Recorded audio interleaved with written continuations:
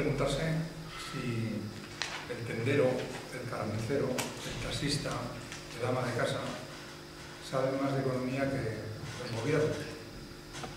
Y la conclusión es que no. Porque el tendero, el carnicero y el taxista ven que la economía está parada, ven que no funciona, y el sentido común de esas personas les lleva a pensar que es imposible que funcione. Es imposible que una sociedad, en una economía que entra en recesión, si se aplican políticas de ajuste, hacer compatible eso con decir que la preocupación es el empleo y es el crecimiento. En absoluto, eso es imposible. Eso, no, insisto, no hace falta ser consejero de Economía ni ministro de Economía para llegar a esa conclusión. ¿Por qué es así? Bueno, porque es un problema de intereses. Porque los gobiernos han decidido que van a dar todo al poder financiero, han decidido que van a dar todo lo que pide a la gran empresa, y a partir de ahí hacen un montón de propaganda para lavarse la cara y no ser retratados como los responsables de los ajustes y de sus consecuencias. Stiglitz, nada sospechoso de posiciones sindicales, dice: quienes promueven estas políticas son alumnos de tercera de universidades, de primera, son depredadores a sueldo. La zona euro va al desastre con un plan coordinado de ajustes. Jan Kregel, un economista reputado e independiente, decía: más flexibilidad y desregulación en una economía en recesión es una apuesta por el colapso económico, porque los sueldos van a bajar y la demanda caerá. Entonces, yo apelo al sentido común de las personas que se ven afectadas por la política económica que se está haciendo, porque esto que está pasando es insensato, es inhumano, pero tiene interés. Obedece al interés de los que nos han llevado a esta situación, que son los que están ganando, porque la política se está haciendo para ellos, para el poder financiero. Y es insensato e inhumano, y nosotros lo venimos repitiendo desde hace mucho tiempo. La huelga del día 29 de marzo se coloca vamos haciendo más movilizaciones. Acordaros cuando el 21 de mayo del 2009 convocamos la huelga general, entonces nosotros decíamos que si no se cambiaban las políticas iban a venir los ajustes, iban a venir los recortes, iban a venir las reformas. Entonces fuimos vilipendiados. Desde entonces acá nadie de los que está protagonizando esta agenda cruel nos ha dado la razón. Algunos se han sumado a la movilización. Eso sí que ha pasado, ¿no? Porque esos también entonces nos decían que la huelga la hacíamos contra López, ¿no? Ahora que preguntas si la huelga ahora se hace contra Rajoy. No, la huelga la haces porque las políticas que se aplican son inhumanas, son insensatas, y estás intentando que cambien.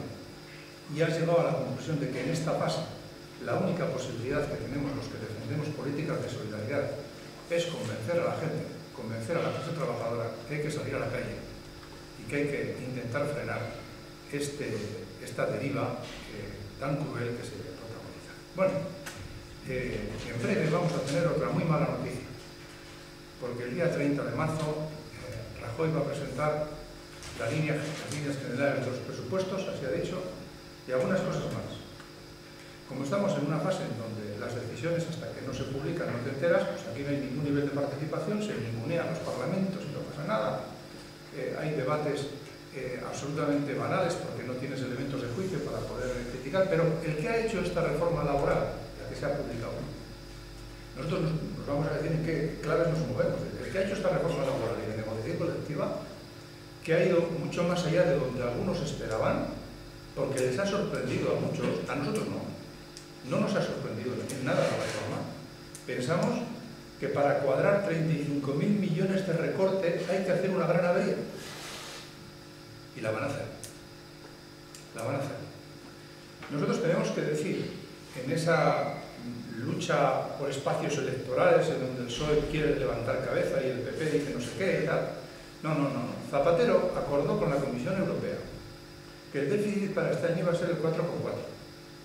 Y para el año que viene el 3, porque es que el año que viene el 3 no se moviliza, no se mueve, y para llegar al 3% de déficit del año que viene, el año que viene hay que pegar otra tajada impresionante. Es decir, estos son recortes tras recortes que llevan a más recortes y uno no ve dónde está el punto final. Pero esto ha sido acordado por los dos grandes partidos del gobierno. Y nuestra sensación es que los gobiernos autonómicos están deseando que Rajoy diga que los recortes son básicos, para lavarse la cara. Porque que el gobierno vasco diga, el gobierno vasco y Navarra, diga que va a recortar 400 millones de euros sobre el presupuesto aprobado recientemente, pero no diga en qué, no diga cómo, uno tiene que llegar a conclusiones y decir, no, es que ustedes están deseando que Rajoy decida en la norma del 30 que los recortes son básicos y que usted los va a aplicar. Se va a ver, entre comillas, obligado a aplicar los ajustes que el Estado decida. Nosotros, el concepto de básico se le podrá entender a alguien que esté en desacuerdo con la política que se aplica, pero a quien es practicante de la política que se aplica porque la hace gustoso, no. ¿Qué queremos decir con esto? Que están de acuerdo. Que están de acuerdo. Los gobiernos de Navarra y de Gasteiz y Rajoy están de acuerdo que hay que administrar políticas de ajuste y más allá de quién termina tomando la decisión aparente, todos nos van a meter en ese caudal de recortes bestiales, ¿no? Esta semana pasada, sorprendentemente, hemos leído una noticia que nosotros no entendemos. El PNV dice que no sea Madrid quien fiscalice los presupuestos vascos, sino que sea Europa. Pues de Guatemala a Guatepeor. Porque los ultras neoliberales que están allí están en Madrid. Pero desde un punto de vista de concepción de la soberanía, ¿cómo se puede decir que los presupuestos nuestros sean fiscalizados por entidades neoliberales que nos van a exigir que nos apliquemos en los ajustes? Cuando ni la deuda ni el déficit vasco tienen nada que ver con lo de los demás. Es que no tiene ningún sentido, o sea, ningún sentido que se digan esas cosas. ¿A santo de qué viene eso? Ahora. Y claro, en relación a la reforma de negociación colectiva y reforma laboral, nosotros hemos dicho muchas veces, es la más ideológica de todas. Al enemigo no se le puede subestimar, la reforma se hace para bajar salarios. Ese es el objetivo de la reforma laboral y de negociación colectiva. A la patronal se le ofrece un abanico amplísimo para poder hacer eso. Y evidentemente, como antes decían Kregel y citaba Kregel y a Stiglitz, bajar salarios en una economía donde la demanda está estancada, el salario va a caer y la economía también. Es decir, la apuesta de bajada salarial, recordad que están destruyendo todo el empleo que quieren, están destruyendo sector público y sector privado, todo el empleo que quieren. Si a eso se le añade la bajada de salarios, lo que se está haciendo es una apuesta porque haya más destrucción de empleo. Porque la tendera del bajo de mi casa sabe que la gente no compra porque no tiene dinero. Eso no puede ser una... Y luego, evidentemente, la reforma busca, profundiza en elementos de debilitamiento de la defensa colectiva del movimiento obrero. La patronal con una gran hipocresía. Patronal no hay más que una. No hay distintas patronales, hay una. Es la COE. En la COE están todas las demás. Y claro que esta semana pasada pues, hay alguna patronal de ámbito vasco que diga dejémonos de ideología y hagamos un pacto social para la colaboración público-privada. Pues dejémonos de ideología cuando esto es ideología pura y dura. Esto es ideología pura. Nosotros reivindicamos la ideología, faltaría más, pero para políticas alternativas. Y esta reforma a nosotros nos lleva a una conclusión en términos organizativos. El sindicato tiene trabajo, va a tener mucho más. Va a tener muchísimo más trabajo. Hoy estamos en fases permanentes de chantajes en empresas que andan regular y empresas que andan muy bien. Están planteando una cosa y es aprovechar la disciplina que provoca el miedo para bajar salarios, para cambiar condiciones de trabajo. Esa es la foto que tenemos hoy y esto nosotros lo contamos de esta manera porque así lo estamos viviendo. Bueno, la huelga general del día 29 nosotros la planteamos bajo un parámetro y es que la relación de fuerzas de los movimientos sociales y de los sindicatos que estamos por un cambio alternativo, estemos mejor el 30 que el 28. En relación a relación de fuerzas, vamos a tener que administrar una situación muy dura. La clase política que administra esto ha roto cualquier equilibrio, nos ha dejado solos y nosotros aceptamos que eso es así, no nos gusta nada, evidentemente, pero interpela al movimiento sindical en términos organizativos para defender a su gente. Y la huelga en general, evidentemente, discute al poder económico y le discute la cartera, le discute una distribución más justa de la riqueza, plantea una alternativa, la quiere socializar, hay que ganar espacio social para socializar esa alternativa, discute al poder político y no le gusta nada. Al poder político no le gusta nada que le retrates porque queda en evidencia. Y es necesario que quede en evidencia, porque es que esta coyuntura es así.